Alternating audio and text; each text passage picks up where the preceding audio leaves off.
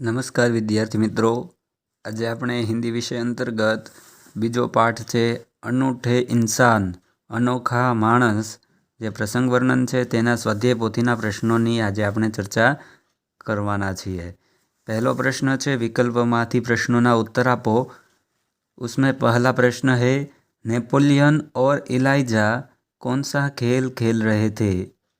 आँख मिचौनी, क्रिकेट, खो खो या ऊंच नीच। उत्तर आएगा आँख मिचौनी यानी कि ए। फिर दूसरा प्रश्न है लड़की क्या बेचने जा रही थी? जामुन, अमरूद, आम या बेर। उत्तर है अमरूद यानी कि बी, अमरूद बेचने जा रही थी। तीसरा प्रश्न गांधी जी किस गांव की सभा में भाषण दे रहे थे? उपलेटा, धोलका, कोलियाक या बड़गरा। उत्तर है बड़गरा यानी कि डी। फिर है चौथा प्रश्न कौमुदी ने सबसे पहले कौन सा आभूषण गांधी जी को भेंट किया? कान के बूंदे, गले का हार, हाथ की चूड़ी या नाक की नथ। उत्तर है सी, हाथ की चूड़ी सबसे पहले उसने दान कर दी। फिर आगे का प्रश्न देखते हैं। दूसरा प्रश्न है सही विकल्प चुनकर विधान पूर्ति कीजिए। यहाँ पर वाक्य दिए गए हैं, उसको देखकर विधान पूर्ति करनी है।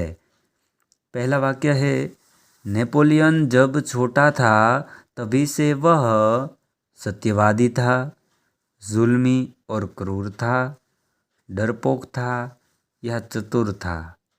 उत्तर है सत्यवादी था, तो हम यहाँ लिखेंगे सत्यवादी था। फिर दूसरा वाक्य है कीचड़ होने के कारण उसके सारे कपड़े खराब हो गए, सारे जामुन खराब हो गए, पैर फिसल गया या सारे अमरूद खराब हो गए। कौन सा उत्तर आएगा? ड, सारे अमरूद खराब हो गए।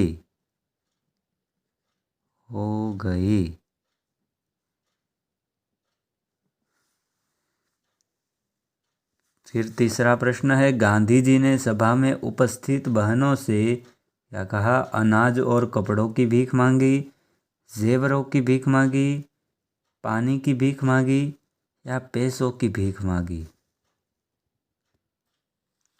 जवाब आवशे ब, जेवरों की भीख मांगी। जेवरों की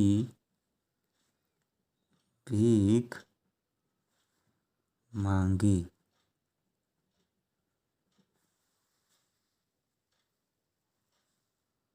आगे तीसरा प्रश्न है निम्नलिखित रिक्त स्थानों की पूर्ति कीजिए।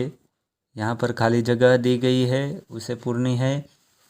पहली खाली जगह नेपोलियन अपनी बहन इलाइजा के साथ खाली जगह खेल रहा था।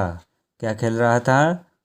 उत्तर लिखेंगे हम आँख मिचौनी यानी कि लुका छिपी। आँख मिचौनी खेल रहा था। दूसरा प्रश्न है लड़की खाली जगह बेचने जा रही थी। क्या बेचने जा रही थी? अमरूद, अमरूद बेचने जा रही थी। तीसरा प्रश्न नेपोलियन खाली जगह के पथ पर चलने वाला इंसान था। नेपोलियन किस पथ पर चलने वाला इंसान था? तो सच्चाई के पथ पर चलने वाला इंसान था। फिर गांधी जी ने केरल के खाली जगह गांव में सभा का आयोजन किया था। तो गांव का नाम क्या है? गांव का नाम है बड़गरा। बड़गरा गांव का नाम है। पांचवा प्रश्न है हस्ताक्षर करने के बाद गांधी जी ने कहा कि आभूषणों की अपेक्षा तुम्हारा खाली जगह ही सच्चा आभूषण है। क्या कहा? तुम्हारा त्याग ही सच्चा आभूषण है। तो यहाँ हमने तीनों प्रश्नों के उत्तर दे दिए। आगे हम चौथा प्रश्न देखते हैं। प्रश्न 4, निम्नलिखित प्रश्नों के उत्तर लिखिए। प्रश्नना उत्तर लखवाना है। नेपोलियन और इलाइजा कौन सा खेल खेल रहे थे? उत्तर लिखेंगे नेपोलियन और इलाइजा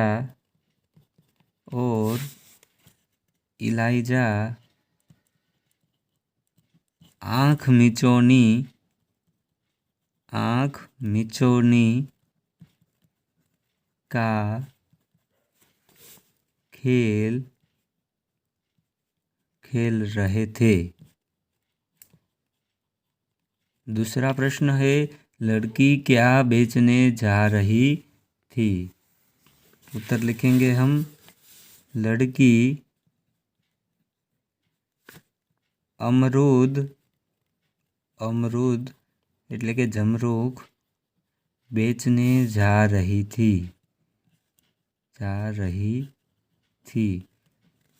छोकरी जमरूख वेचवा जही रही हती। तीसरा प्रश्न, नेपोलियन और उसकी बहन के स्वभाव में क्या अंतर था? तो नेपोलियन क्या कैसा था, उसकी बहन कैसी थी, यह लिखना है। लिखते हैं हम नेपोलियन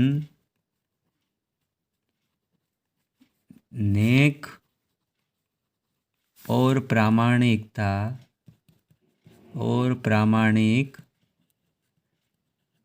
था। उसकी बहन इलाइजा स्वार्थी थी।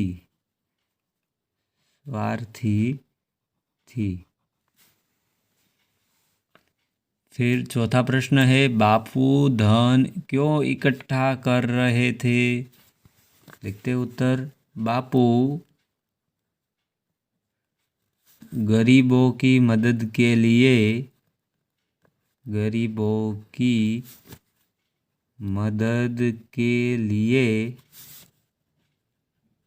धन इकट्ठा कर रहे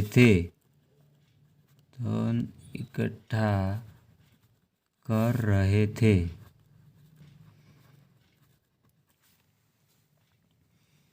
फिर पांचवा प्रश्न है, गांधी जी को सोने की चूड़ी देने वाली लड़की का नाम क्या था? उत्तर लिखते हैं हम गांधी जी को सोने की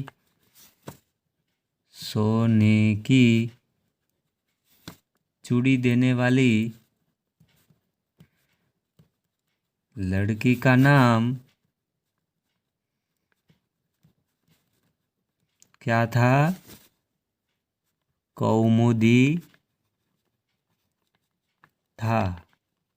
क्या नाम था? कौमुदी। फिर छठा प्रश्न है, गांधी जी ने कौमुदी से क्या कहा? तो गांधी जी ने कौमुदी से कहा कि तुम जेवरों को देने के बाद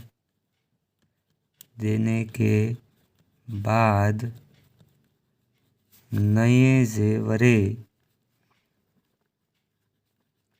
नहीं बनवा सकोगी।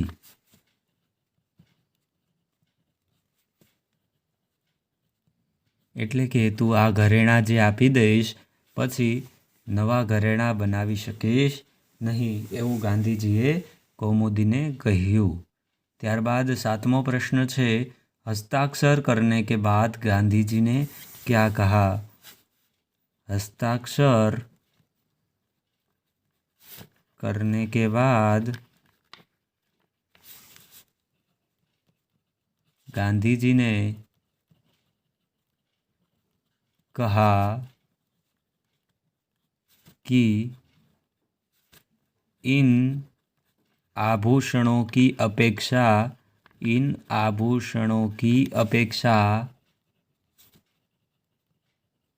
तुम्हारा त्याग ही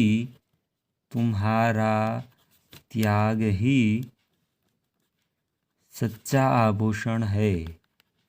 सच्चा आभूषण है।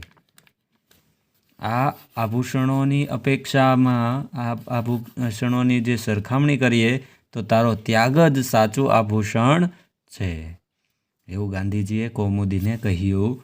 8મો પ્રશ્ન, नेपोलियन ने अपनी माँ से क्या कहा? उत्तर लिखते हैं। नेपोलियन ने अपनी माँ से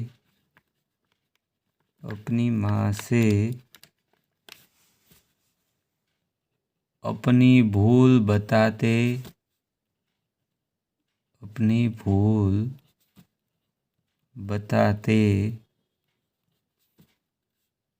बता के यह कहा कि आप मुझे जो जेब खर्च देते हैं उसमें से इस लड़की को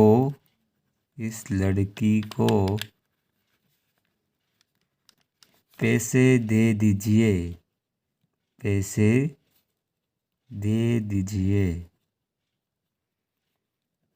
तो यहाँ पर सारे प्रश्नों के हमने उत्तर लिख दिए हैं।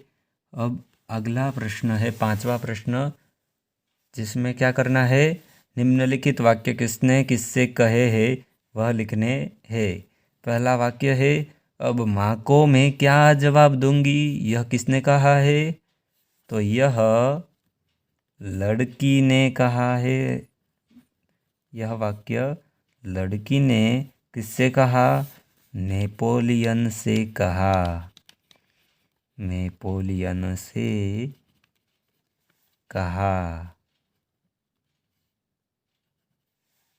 फिर दूसरा, चलो भैया हम यहाँ से भाग चले। यह वाक्य इलाइजा बोलती है और किससे कहती है?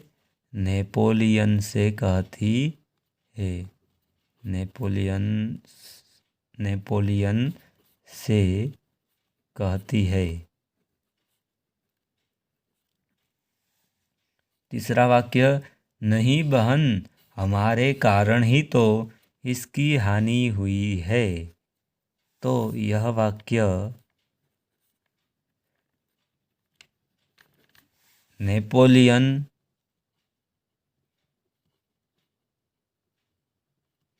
किससे कहता है? इलाइजा से कहता। इलाइजा मानी उसकी बहन थी। इलाइजा से कहता है।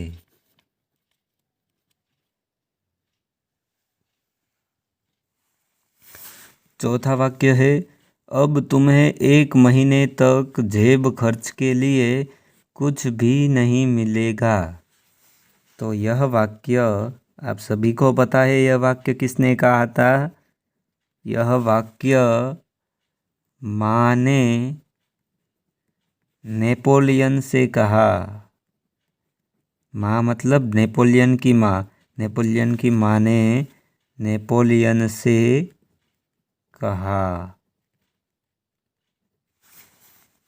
फिर छठा प्रश्न है, निम्नलिखित शब्दों के वचन बदलिए। लड़का का बहुवचन होता है लड़के। वचन बदलने हैं यानी कि बहुवचन करना है। लड़के। बहन तो बहने हो गया, बहने। घटना तो घटना ए, लेकिन ए के ऊपर आएगा चंद्रबिंदी। फिर महीना तो महीने, लेकिन ने के ऊपर आएगा अनुस्वार। फिर लड़की तो लड़किया। यहाँ पर या के ऊपर अनुस्वार आएगा। ये जो की था वह दीर्घ था। की दीर्घ तो એને આપણે રસ્વ કર્યો। फिर वस्तु तो वस्तुનું बहुवचन થાય છે वस्तु ए। ચૂડી તો ચૂડિયા. આમાં પણ એ જ રીતે ડી હતો એ રસ્વ થઈ ગયો, યા છે એની ઉપર ચંદ્રબિંદી. કન્યા તો કન્યા એ. બધા જ વચન પરિવર્તન આપણે કર્યા છે. ત્યારબાદ સંયુક્ત वर्ण से बने दो दो शब्द लिखिए. देखिए इसको कहते हैं संयुक्त वर्ण. બે શબ્દોથી મળી અને ત્રીજો શબ્દ નવો શબ્દ જે બને એને કહેવાય સંયુક્ત વર્ણ. દ અને ધ મળે તો આવો ધ મળે, ત અને બે ત મળે ત્યારે આ રીતે ત લખાય. જો અહીંયા એક પાઘડું છે નાનકડું, પછી દ અને મ મળે ત્યારે મ લખાય છે. તો આવી રીતે સંયુક્ત અક્ષરો છે. તો એના બે શબ્દોના ઉદાહરણ લખવાના છે. બરાબર ધ્યાન રાખજો મિત્રો, આ પરીક્ષામાં પણ પૂછાય છે. ધ તો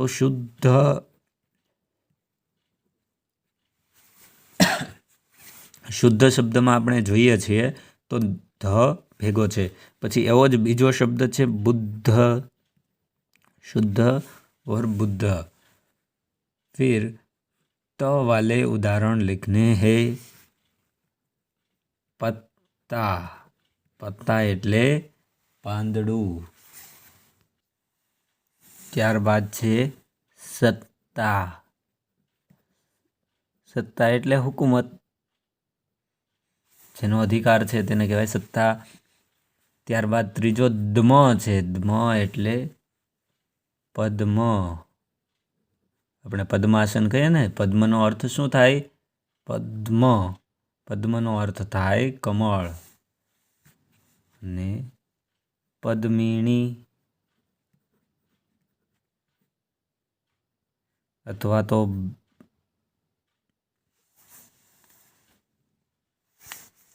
તો એક શબ્દ છે સદ્મ. ત્યારબાદ છે દ અને વ. દ અને વ મળે છે ત્યારે દ્વ બને છે. દ્વ ઉપરથી આપણે બે શબ્દ લખીએ તો કે દ્વાપર. આપણે 4 યુગ છે ને એમાંનો યુગ છે દ્વાપર. અને બીજો શબ્દ છે દ્વિજ. દ્વિજ એટલે બ્રાહ્મણ. ત્યારબાદ પાંચમો શબ્દ છે હ અને મથી બનતા મ બને છે બ્રાહ્મણ. બ્રાહ્મણ.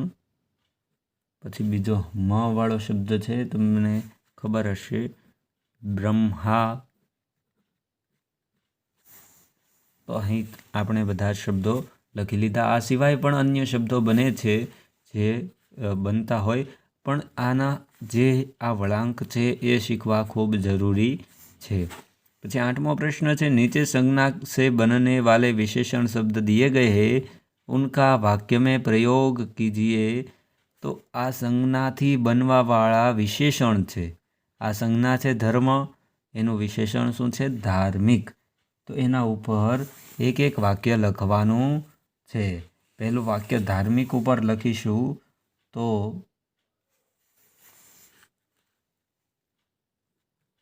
हमें धार्मिक कार्य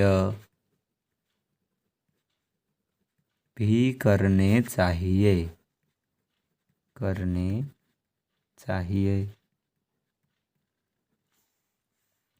रंगीन, आज आसमान रंगीन दिखाई दे रहा है. आज आसमान रंगीन दिखाई दे रहा है. लोभी,